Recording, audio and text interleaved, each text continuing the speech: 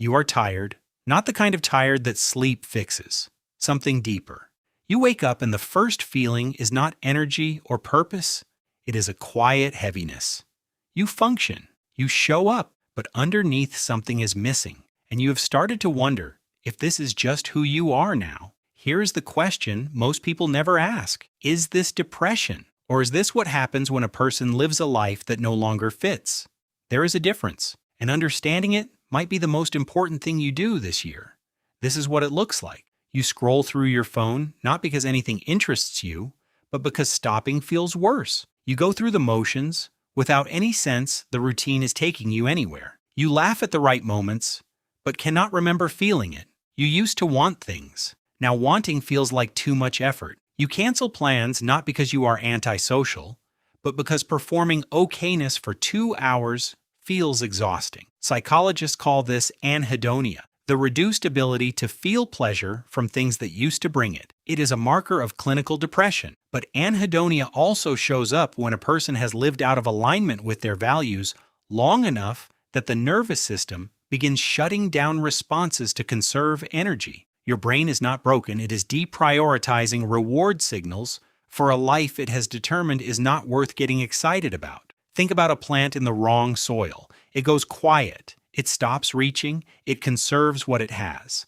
That is not a broken plant. That is a plant sending a signal. Your emotional flatness may be that signal. Research in behavioral activation therapy shows that how you spend your time shapes how your brain feels, not the other way around. Most people wait to feel better before they change anything, but neuroscience says change has to come first. When your daily life contains nothing your nervous system recognizes as meaningful, it stops generating the chemicals associated with aliveness. The question is not what is wrong with me. It is what in my life no longer fits. The first step is an honest inventory, a real audit of how you spend your time versus what you value.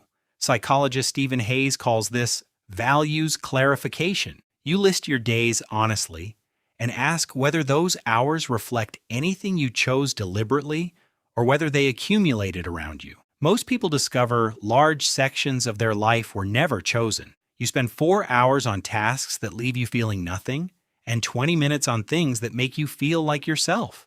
That ratio is not depression. That is misalignment. The second step is identifying what the flatness is pointing toward. Low mood without clinical cause is often directional. It is telling you something needs to change, not be optimized, changed. Optimization keeps you inside a structure that is not working. Change questions the structure itself. What you consistently avoid usually reveals what needs to change most urgently. The third step is introducing behavioral evidence.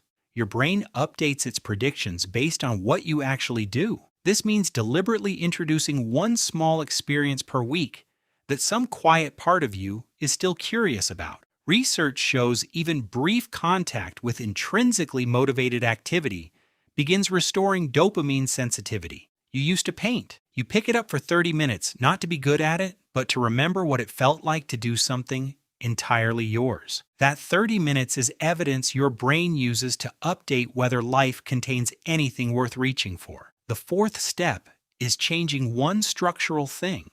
Not everything, one thing. Whatever the inventory revealed is most misaligned.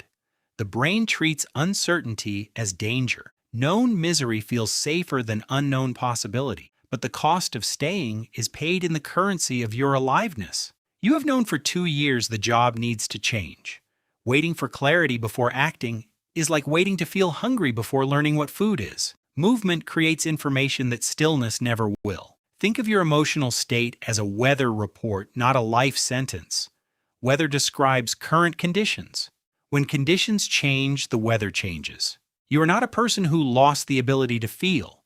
You are a person whose current conditions have stopped generating the signals that feeling requires. You are not depressed. You are understimulated by a life that accumulated around you.